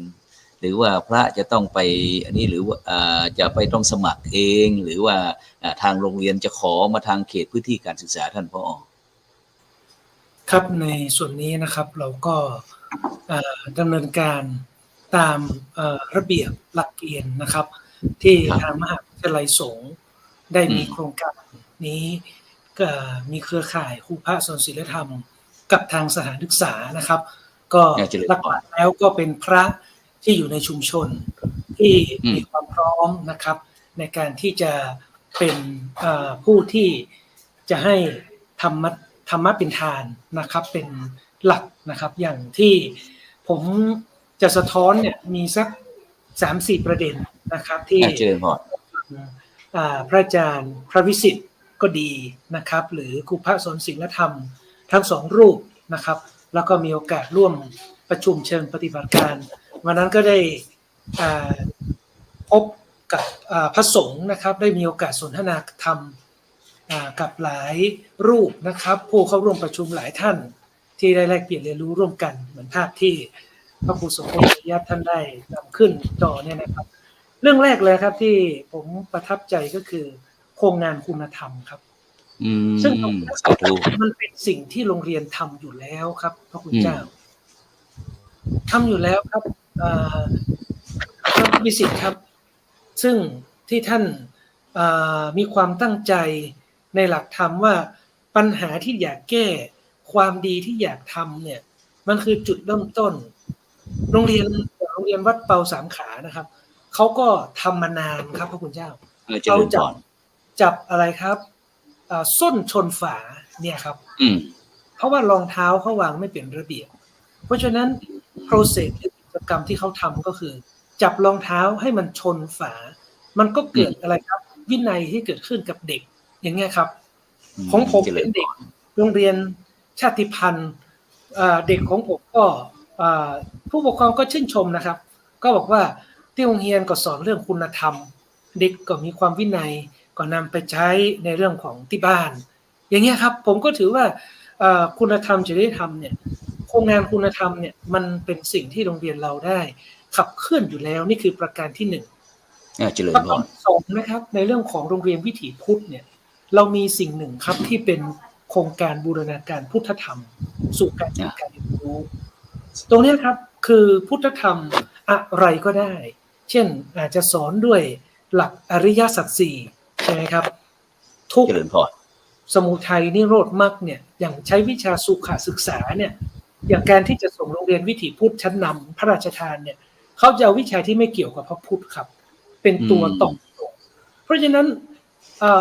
วิทย์กับพระพุทธเนี่ยเจ๋งเลยอย่างเช่นน้ำแข็งละลายเนี่ยก็เป็นหลักของไตรลักษณ์ครับอนิจจังทุกขังอนัตตายังไงทุกขังนี่ก็คือทนได้ยากละใช่ไหมครับในเรื่องของน้ำแข็งละลายสถานะของสารถ้าส่งแผนจัดการเรียนรู้แบบนี้นะครับในโครงการวิถีพุทธชั้นนำอันแบบนี้ครับผ่านหรือคุณครูสอนดนตรีก็เอาพุทธธรรมไตรสิกขาไปบูรณาการศีลสมาธิปัญญาศีลไม่ใช่ท่องศีล5นะครับเป็นศีลจัดระเบียบข้อตกลงในชั้นเรียนสมาธิเด็กจดจ่อกับท่ารำปัญญาเด็กสามารถครีเอทท่ารำสร้างสรรค์ได้เนี่ยครับนี่ทำมานะครับเป็นอย่างนี้ครับคือจะพยายามไม่ให้ยึดติดกับเนื้อหาของพระพุทธศาสนาที่โรงเรียนครับแต่เราเอาเมธอดหรือ methodology หรือ how to หรือ process การครับพระคุณเจ้าครับที่เราน้อมนำเอาหลักสากลเนี่ยไปอย่างไรวิชาสุขะครับสอนเรื่องโรคอ้วนครับทุกข์ครับทุกข์คืออะไรครับกินทอฟฟี่นะครับฟันผุโรคอ้วนกินน้ำตาลกินแมคโดนัลด์ทุกข์แต่โรคอ้วนนะฮะสมุทัยสาเหตุอย่างที่นำเรียนข้างต้นนมัสการพระคุณเจ้าว่ากินทอฟฟี่กินของอะไรครับคอเลสเตอรอลอะไรครับไขมันทรานอย่างเงี้ยครับสมุทัยนะครับนิโรธครับhow to ล่ะลดน้ำหนักยังไงก็ไม่กินคอเลสเตอรอลไม่กินไขมันทรานไปกินผักผลไม้กินน้ำพริกเนี่ยก็จะมีโครงงานแล้วครับโครงงานด้านน้ำพริกหนุ่มเห็นไหมครับแคบหมูไร้มันผักสดอย่างเงี้ยครับอันเนี้ยลดโรคอ้วนละแล้วมักล่ะครับวิธีการเอกนำเสนอวิธีการลดการเป็นโรคอ้วนอันนี้ยกตัวอย่างวิชาสุขศึกษาพละศึกษาเป็นต้นอย่างเงี้ยครับเพราะฉะนั้นตรงเนี้ยที่เราอยากเห็นที่เกิดขึ้นในโรงเรียนนะครับว่านอกจากครูพระสอนศีลธรรมที่ท่านจะมาเมตตาสอนในด้านของธรรมทานเนื้อหาที่เป็นตัวสาระที่หนึ่งของสังคมเนี่ยนะครับเราสามารถบูรณาการได้ครับเพราะคุณเจ้าเป็นที่ปรึกษาครับในเรื่องของการที่ทำไปสู่ในรายวิชาพื้นฐานต่างๆไทยวิทย์คณิตอังกฤษสังคมได้หมดเลยสังคมศึกษายังได้เลยครับอย่างภัยพิบัติที่เกิดขึ้นนะครับนั่นก็คือมหาอุทกภัยครั้งที่500 ปีแห่งล้านนานี่เราก็ทุกข์คือเปิดภาพเปิดคลิปให้ดูนี่คือทุกข์ละครับทุกข์ก็คือปัญหาที่เด็กเรียนร้อนนะครับสมุทัยครับเด็กช่วยเป็นคิดครับน้ำแข็งละลายตัดไม้ทำลายป่าภูเขาหัวโล้นนี่มากมายนี่คือสมุทัยนิโรธเราจะหาวิธีการอย่างไรให้เด็กระดมวิธีการแก้ไขปัญหาสุดท้ายเด็กทำโปสเตอร์ประชาสัมพันธ์นะครับการลดโลกร้อนโดยบูรณาการหลักพุทธธรรมอันนี้ผมก็มากราบนมัสการพระคุณเจ้าเป็นการประเด็นที่เราสามารถขับเคลื่อนได้ทั้งสถานศึกษาต่อมาครับเรื่องสื่อครับที่ท่านมีสื่อออนไลน์ที่ท่านทำต่างๆผมจะนมัสการพระคุณเจ้าด้วยความเคารพว่าท่านนำคลิปที่เป็นลิงก์นะครับเอาให้โรงเรียนจัดเป็นคลังทรัพยากรออนไลน์ซึ่งเป็นรูปบทนะครับสมมุติว่าเรียนวิชานี้ก็เปิดเข้าไปดูเลยครับ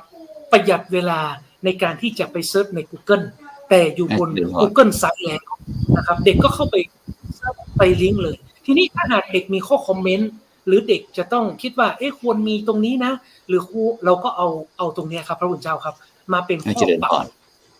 คลิปของเรามันก็จะเป็นการพัฒนาขึ้นนะครับจากข้อเสนอมันก็จะทำให้สื่อการสอนของเรามี value มากขึ้นแล้วไปสู่วงการยูทูบเบอร์ได้ด้วยนะครับท้ายนี้ครับผมอยากจะฝากในเรื่องของคุณธรรม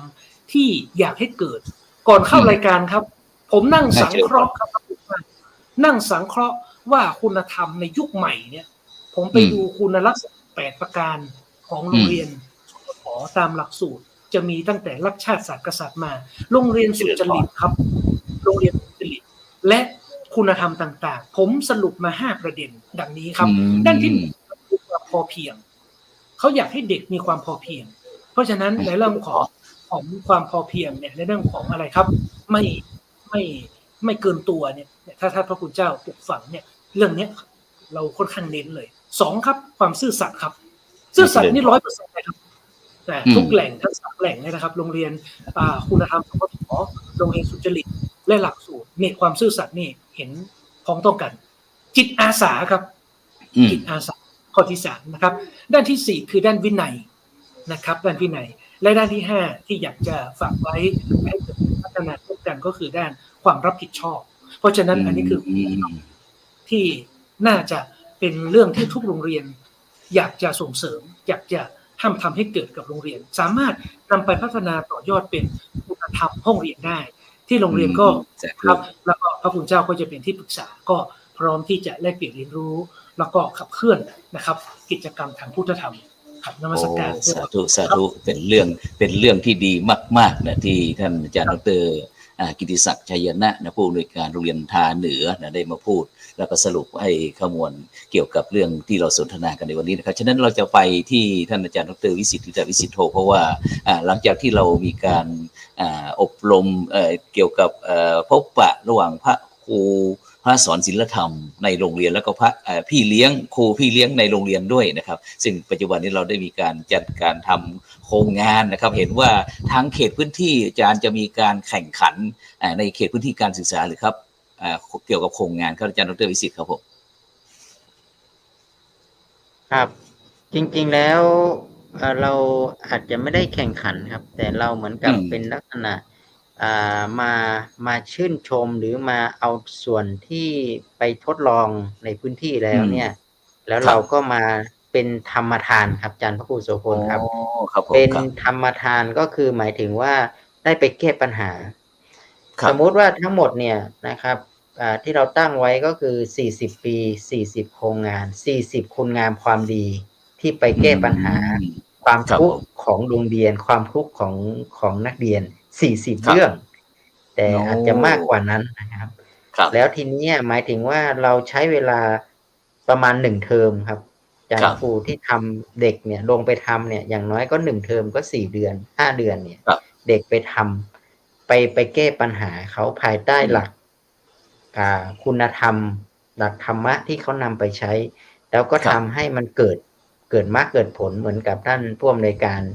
นะครับเกียรติศักดิ์พูดเนี่ยนะครับแล้วก็ไปเป็นตัวชี้วัดของโรงเรียนด้วยนะครับทีเนี้ยก็จะได้เอานำสิ่งทั้งหลายเหล่านี้มานำเผยแผ่เพื่อที่จะเป็นการประกาศเรื่องของธรรมะสามารถที่จะแก้ปัญหาทุกข์ได้ธรรมะเป็นสิ่งที่ดีงามแล้วก็เด็กก็สามารถที่จะนำธรรมะไม่ใช่ว่าธรรมะมันเป็นเรื่องของนามธรรมแต่ธรรมะเนี่ยมันสามารถจับต้องแล้วก็สามารถแก้ปัญหาของเด็กได้จริงๆอันนี้คือการยืนยันก็คือแต่ละโรงเรียนเนี่ยครับที่เขาทำโครงงานแล้วประสบความสำเร็จเนี่ยก็จะนำมาเป็นการเป็นให้ทำเป็นทานครับอาจารย์ครับอันนี้คือเรื่องของจัดนิทรรศการโครงงานเพื่อเฉลิมฉลอง40ปีของการมีมหาวิทยาลัยครับ40ปีของการมีมหาวิทยาลัยสงฆ์มจร.วิเขตเชียงใหม่สาธุครับก็คือ40โครงงานนะครับแต่อาจจะเยอะกว่านั้นก็ถือว่าเป็นขออนุโมทนากับทางพื้นที่สำนักเขตเราทั้งหมดเรามีอยู่6เขตในจังหวัดเชียงใหม่แต่เราทดลองอยู่3เขตก็คือมีเขต1เขต3เขต4นะครับแต่ตอนนี้ก็คือ2เขต1กับเขต4เนี่ยนะครับเนื่องจากว่าเขต4เนี่ยเขาอยากทำให้เป็น 100% ทุกโรงเรียนคือโรงเรียนแล้วก็เอาโครงงานตรงนี้ไปแล้วหลังจากที่ทำเนี่ยเขาก็จะมีการจัดเขาเรียกว่าจัดงานวิชาการตลาดนัดวิชาการของเขต4นี่ก็จะมีกระบวนการหลังจากทำเสร็จเขาก็จะมาจัดเพื่อแลกเปลี่ยนกันเสร็จแล้วเขาก็จะคัดโครงงานที่แลกเปลี่ยนกันแต่ละอำเภอเนี่ยนะครับก็จะนำมาเสนอที่งาน40ปีในวันที่20นะครับ20ธันวาทีนี้อันนี้คือส่วนของ การแลกเปลี่ยนการนำเสนอการ ครับ แลกเปลี่ยนเด็กก็จะมาพูดคุยถึงปัญหาของเขาแล้วเขาแก้ได้ยังไง แล้วสุดท้ายเนี่ยเขาใช้คุณธรรมใช้ธรรมะยังไงทำให้เขามีความสุขในภายใต้โครงงาน อันนี้ ครับ เป็นการจัดนิทรรศการองค์ความรู้ ครับ นะครับ ครับ อีกกิจกรรมหนึ่งก็คือเป็นกิจกรรมให้กับนักเรียนที่มาร่วมกัน แล้วเปิดโอกาสให้กับนักเรียนทุกโรงเรียนเลยนะครับ ครับผม ไม่ใช่ว่าเฉพาะนำเสนอโครงงานอย่างเดียว แต่เปิดโอกาสให้นักเรียนได้มาแสดงนะครับ ครับ แสดงความทักษะความชำนาญ การมาเชิดชูนะครับ เช่น ครับ การมีการตอบปัญหาธรรมะเนี่ย โอ้ การ สา ร้อง ธุสาธุ การร้องเพลงธรรมะ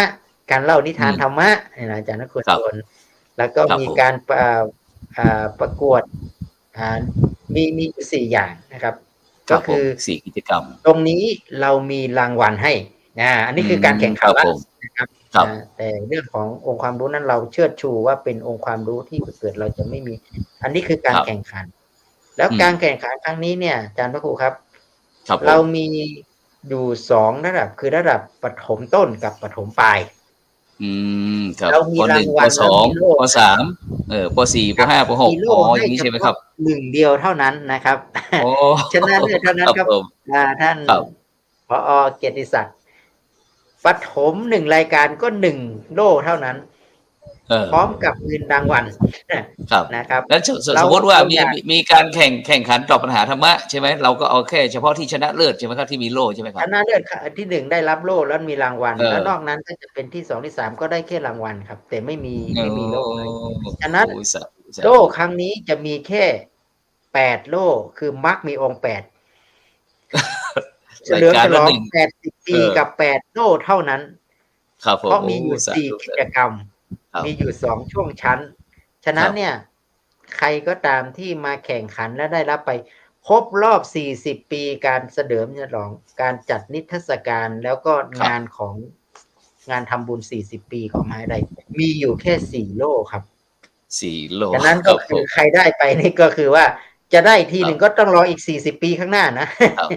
นี่แหละครับ แล้วก็ผู้ที่จะเข้าร่วมกิจกรรมครับอาจารย์ครับอย่างพระสอนศิลธรรมของเราอย่างนี้ครับอย่างท่านอาจารย์ธีรวุฒิบ้างท่านอาจารย์สอคือบ้างนี่ครับจะมี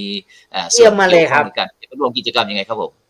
เพราะพระสอนศีลธรรมทุกรูปวันนั้นจะมีการสัมมนา พระสอนศีลธรรมทุกรูปต้องมาลงทะเบียนแล้วก็มาร่วมกิจกรรม มีการต่อเขาเรียกว่าทำสัญญาใจกันเขาเรียกว่าต่อสัญญานะครับนะมาเซ็นสัญญากันตรงวันนั้นเลยครับ แล้วก็เราก็จะมีการสัมมนาพระสอนศีลธรรมด้วยพระสอนศีลธรรมก็จะนำเด็กมาแข่งกิจกรรมมาร่วมกันอะไรต่างนี้ทั้งหมดทั้งมวลนะครับ วันนั้นเราก็จะเห็นพระสอนศีลธรรมจะจัดงานที่ไหนครับอาจารย์ครับเนี่ยที่วัดสันดอกหรือที่ไหนครับเนี่ยที่มจรแห่งใหม่ครับนะครับเพราะว่า40 ปีกับการเคลื่อนย้ายนะตอนนี้เราย้ายเราเคลื่อนย้ายแล้วครับปี1ทั้งหมดเราย้ายไปอยู่ที่แห่งใหม่ที่มจรลอยสะเก็ดที่ป่าเมี่ยงครับหุบเขาแห่งความสุขเนี่ยข้างหลังผมเนี่ยนะหุบเขาแห่งความสุขนะครับมีทั้งหมดอยู่906 ไร่เต็มเลยเราก็จะไปสร้างวัดป่าอยู่ข้างในกันนั่นแหละนะครับก็คือหมายถึงว่ามีโครงการด้วยการสร้างวัดครับสุดท้ายเราก็เข้าไปในป่าเนาะก็คือเหมือนกับพุทธเจ้าท่านประสูติในป่าตัดสรู้ก็ตัดสรู้ในป่าปรินิพพานก็อยู่ในป่าฉะนั้นมหาวิทยาลัยสงฆ์ก็ควรจะอยู่ในป่านะครับหมายความว่าจะสร้างวัดด้วยตอนนี้เห็นได้ยินข่าวว่ามีพระไปจำพรรษาที่นั้นด้วยครับตอนนี้มีพระอยู่ผมก็ไปจำพรรษาครับมีพระอยู่5 รูปนะครับไปจำพรรษาเรียบร้อยแล้วปี1เนี่ยเราย้ายไปเรียนมีกฐินไหมท่านอาจารย์มีทอดกฐินไหมปีนี้ก็จะพอดีมีโยมภาวนากฐินไว้ครับอาจารย์แล้วก็ทุกสาขาทุกหลักสูตรก็เป็นแต่ละหลักสูตรก็จะมีการมาร่วมกับงานกฐินสมทบนั่นก็คือเป็นกฐินสามัคคีนะครับสามัคคี40 ปีนี่วันกฐินวันที่เป็นวันสุดท้ายครับก็คือวันที่15หมายความว่าเราเริ่มงานตั้งแต่วันที่20 ครับ20 ธันวาวันที่19นี่เป็นวันทำเขาเรียกว่าเป็นการตีคล้องร้องเปล่าเนาะก็ เปิ อุ่ ด นงาน งา ไป นเจ ก่อน ริญพุทธ นะครับ มนต์ มี ใช่ไหม กา ค ร รับผม ครับมีการอาจจะมีการทำบุญอุทิศส่วนกุศลอะไร ครับ ต่างนี้ก็ว่ากันก่อนแล้วก็หลังจากนั้นก็มี ครับ การ ผม เทศตั้งเทศธรรมนะครับ เทศ ตั้งธรรมหลวงก่อนเลยนะครับ เรา อ๋อ ขึ้น ม กั หาน เลย ชาติ เรา ค เอา รับผม ธรรมเป็น ครับ นำก่อนนะครับ ครับ แล้ววันที่ อืม 19 นี้เป็นวันตั้งธรรมหลวง แล้วก็วันที่ ครับ เนี่ยเป็นงานวิชาการนะครับ1 ครับ วันเราเต็มๆแล้ววันที่ ครับ 21เนี่ยเป็นงานปล่อยหลวงโหวัดต่างๆเข้ามาพร้อมทั้ง ครับ กฐินด้วยไหมวันที่21กฐินด้วยเปล่าครับผม กฐินเป็นวันที่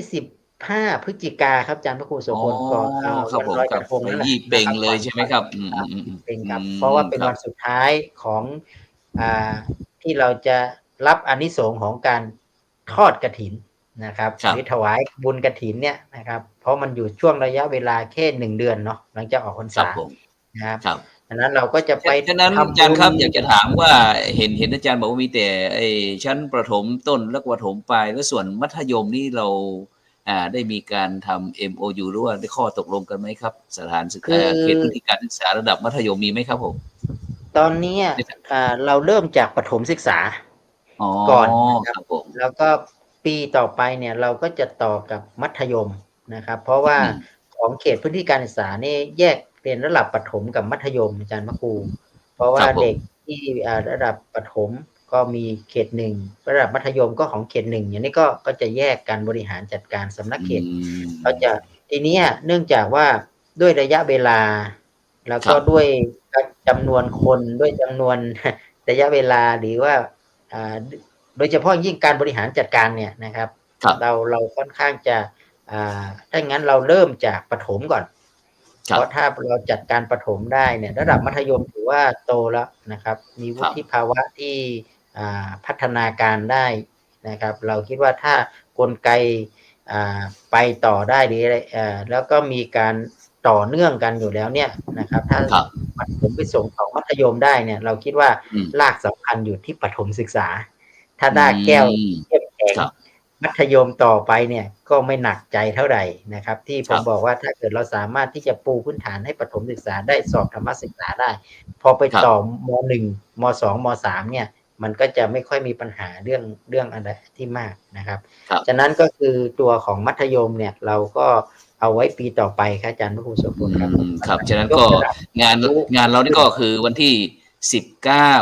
19 20 21 มีงาน ครับที่ มีงานอยู่2 ส่วน พฤศจิกา ส่วนที่เป็นกฐินคือวันที่15 พฤศจิกา อ๋อ นะครับ ครับ เวลาบ่ายโมง อืม ตอนเช้าเราก็ระดมทำบุญอะไรกันเรียบร้อยก็ทอดกันตอนบ่ายนะครับเนาะ ครับผม แล้วก็ส่วนวันที่19 20 21 3 วันนี้เป็นเดือนธันวาครับอาจารย์พระครูโสพ ครั ล บเดือนธันวาอ๋อครับผมสาธุครับผม ทำบุญ เชิญ ครับผม 40 ปีกับ อืม 40 ปีก็ย้ายมหาวิทยาลัยด้วย ครับผมครับ 40 ผม ปีแห่งการมีการสร้างนะ40 ปีแห่งการเคลื่อนย้ายการสร้างการพัฒนานะครับ ก็อยากให้ทุกรูปนะครับ โดยเฉพาะพระสอนศีลธรรมเนี่ยได้มีโอกาสได้ไปชื่นชมดูนะครับ ครับ ที่มจรแห่งใหม่นะครับ ครับผมครับสาธุครับฉะนั้นเราไปที่อาจารย์ธีรวุฒิธีรปัญโยนะครับพระสอนศิลธรรมในโรงเรียนอำเภอเสมิงได้ยินท่านอาจารย์ดร.วิสิทธิตวิสิทธิโธได้พูดเนี่ยพระอาจารย์อยากจะร่วมงานหรือยังหรือว่าจะได้เตรียมตัวยังไงในการที่จะเข้าร่วมกิจกรรมครับก็งานนี้อาจารย์ก็เกริ่นไว้นานแล้วครับ หลายครั้งแล้วเวลาเรียนว่าจัด ครับ แต่ว่างานนี้คือจะมีการเอานักเรียนไปไหมครับนักเรียนนะ จะต้องนำนักเรียนไปไหมท่านอาจารย์ดร.วิสิทธิ์ ครับ พระสอนศิลธรรมแต่ละโรงเรียน ถ้าเกิดว่าจะเอาไปแข่งขันก็เตรียมเลยครับทำมาเลยครับ ใครพร้อมจะทำถวายเป็นพุทธบูชา กรอกชื่อสมัครใช่ไหม ครับ ครับ เดี๋ยวจะมีจดหมายไปทุกเขตนะครับ จะทำจดหมายไปที่สำนักงานเขตการศึกษาทั้ง6 เขตเนาะอันนี้เบื้องต้นแล้วก็จะจากนั้นก็จะแจ้งพระสอนศีลธรรมนะครับ แล้วก็ เราก็มาร่วมกัน แต่ว่าจดหมายจะนิมนต์พระสอนศีลธรรมทุกรูปครับมาที่ร่วมกันสัมมนานะครับ ครับ วันนั้น ผม อาจารย์ท่านผู้อำนวยการเกียรติศักดิ์ก็ต้องเป็นกรรมการด้วยนะอันนั้นนะมาดูกรรมการด้วยกัน ครับผม เป็นกรรมการเพราะว่าเราทำอย่างนี้ก็คือ พอเราสร้างครูกอที่เป็นครูมาประเมินเป็นเขาเรียกว่าโคชชิ่งเนาะของ74นี่เราสร้างแล้ว20รูปเราจะ20รูปคนแล้วกันมีพระด้วยนะครับ ครับ กลุ่มนี้เนี่ยก็จะมีทั้งพระธรรมนิเทศใช่ไหมครับอาจารย์พระครูโสพล ครับผม ใน ครับผม อำเภอละ1รูปแต่เป็นเหมือนกับสานิเทศเนี่ยนะ ครับ แล้วกลุ่มที่เป็นเนี่ย20รูปคนเนี่ยเขาเป็นตั้งแต่มีตัวแทนผู้บริหารก็มีหลายกลุ่ม กลุ่มนี้จะเป็นคณะทำงานชุดที่จะมาช่วยในการที่จะเป็น ครับ จัดเรื่องของการแข่งขัน ครับผม แล้วก็เราเตรียมคนไว้เรียบร้อยแล้วนะเรา ครับผม ผมเตรียมคน เตรียมกลไก พร้ เตรีย อ ม ม พื้น ครับ ที่ ทุกสิ่ง พร้อม ทาง ครั พ บ ร้อม แล้วก็เตรียมพระสอน อาจารย์ ศีลธรรม สอคืออยากจะสอบถามเลยจะได้อาจารย์ดรวิสิทธิ์ไหมครับ ในการที่เราจะนำนักเรียนหรือว่าทำตัวแทนจากโรงเรียนไปทำกิจกรรมนะครับอาจารย์อยากจะสอบถามอะไรไหม ตอนนี้ก็ยังไม่มีครับ เดี๋ยวต้องดูหลักเกณฑ์อะไรหลายๆอย่างก่อนนะครับ ครับโอเคท่านอาจารย์เกียรติศักดิ์มีอะไรสอบถามท่านอาจารย์ดรวิสิทธิ์ไหม ครับต้องกราบเมตตาธรรมนะครับ จากพระอาจารย์ดรวิสิทธิ์นะครับ ผู้ช่วยศาสตราจารย์ที่เมตตาให้มีกิจกรรมดีๆแบบนี้นะครับ อย่างยิ่งให้กับลูกหลานเด็กๆของเรานะครับ สิ่งที่กระผมอยากให้แพร่หลายหน่อยก็คือการประชาสัมพันธ์ครับท่าน ทุกรูปแบบครับพระคุณเจ้าครับ ทั้งจดหมายหนังสือราชการก็ดี หรือการทำเป็นออนไลน์อะครับโปสเตอร์แผ่นเดียวที่แชร์กันไปทั้ง Facebook หน้าเว็บไซต์ของมหาวิทยาลัยนะครับวิทยาลัยสงฆ์ต่างๆนะครับหรือแม้แต่สิ่งที่จะเป็น Impact Factor ที่จะเกิดขึ้นนะครับพระคุณเจ้าก็คือลงไปที่ครูพระสอนศีลธรรมอะครับว่าให้ท่านได้คีบอยู่2 อย่างด้วยกัน ประการที่1ก็คือเรื่องของการโชว์แอนแชร์นะครับโครงงานคุณธรรมต่างๆเอามาแชร์อันนี้ก็อาจจะ1 รูป 1 ภารกิจละอีกกิจหนึ่งครับท่านครับก็จะเป็นเรื่องของไปประกวดนะครับสวดมนต์ก็ดีอะไรอย่างเงี้ยครับก็อยากจะให้ท่านได้ช่วยประสานทั้ง2 กิจนี้มายังสถานศึกษาถ้าหากว่ามีครูพระสอนศีลธรรมอยู่แล้วหากที่ไม่มีก็ติดตามจากสื่ออิเล็กทรอนิกส์ต่างๆด้วยแล้วก็สำนักงานอันนี้ก็จะทำให้ได้ทราบข่าวกันอย่างทั่วถึงครับประการสำคัญที่กับผมจะกราบเมตตาอีก1 อย่างก็คือโล่รางวัลครับพระอาจารย์ดร.วิสิทธิ์ครับโอเคครับโล่นั้นอาจจะเป็นที่1แต่ที่อื่นๆนะครับท่านถ้าหากเมตตาเป็นเกียรติบัตรสักใบหรือเกียรติบัตรออนไลน์เด็กๆก็ดีใจครับเป็นออนไลน์ก็ได้ครับถ้าเรื่องงบประมาณที่เราต้องจัดทำเพราะว่ายุคนี้เด็กก็เก็บออนไลน์กันเยอะพอร์ตโฟลิโอส่วนใหญ่ก็เป็น e-portfolio ครับเป็นลักษณะออนไลน์อันนี้ผมก็อยากจะกราบเมตตาทางด้านปฏิบัติด้วยนะครับแล้วก็เสริมกับโลกนะครับกับขอบพระคุณเป็นอย่างสูงครับท่านครับครับสาธุครับนิมนต์ท่านอาจารย์ด โมท ร นา วิ สา สิทธิ์ ธุท่านอาจารย์ยินดีอย่างยิ่งเลยพระอาจารย์คิดว่าเกียรติบัตรทุกคนที่มาร่วมงานเนี่ยเราจะมีระบบออนไลน์อยู่ละลงทะเบียนแล้วหน้าเราก็จะมีอะไรต่างๆนี้คิวเพราะว่าเราคุยกันเรื่องของเกียรติบัตรอยู่ฉะนั้นทุกท่านที่มาร่วมกิจกรรมเนี่ยนะครับท่านจะได้รับเกียรติบัตรแต่ถ้าเกิดได้รางวัลที่2ที่3ก็จะเป็นเกียรติบัตรพร้อมกับรางวัลนะครับแต่นี่ก็คือเราอยากจะรู้ว่าเราให้แค่8เดียว หนึ่งเดียวคือเราต้องการเราต้องการจริงๆว่าถ้ามันเยอะเกินไปเนี่ยมันรู้สึกคุณค่ามันเพราะว่าน้อย8นี้น่ะ8นี้มันจะต้องไปแข่งระดับประเทศอีกนะอาจารย์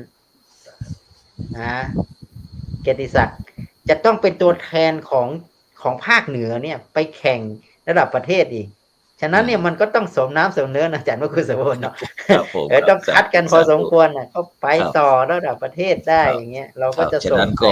เสียดายวันนี้เวลาหมดเวลาแล้วครับหมดจริง ๆ นะครับต้องกราบขอบพระคุณท่านอาจารย์ดร.วิสิทธิ์ธิตวิสิทธิ์โทนะครับจากมหาวิทยาลัยมหาจุฬาลงกรณ์และวิทยาลัยเขตเชียงใหม่ท่านอาจารย์ธีรวุฒิธีรปัญโยภาคสอนศิลธรรมในโรงเรียนของอำเภอสะเบิงท่านอาจารย์สอคือตปะสัมปันโนนะครับครูสอนศิลธรรมในอำเภอสันกำแพงแล้วก็ท่านอาจารย์ดร.กิติศักดิ์ชัยนะผู้อำนวยการโรงเรียนบ้านทาวิทยานะครับบรรทาเหนือวิทยานะครับที่ได้มาร่วมเสริมเติมเต็มได้คุยกันเพื่อที่เราจะให้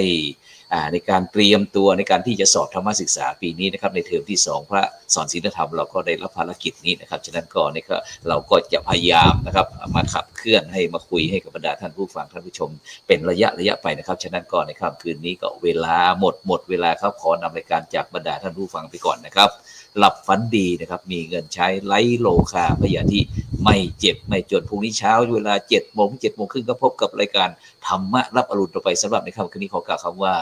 สาธุ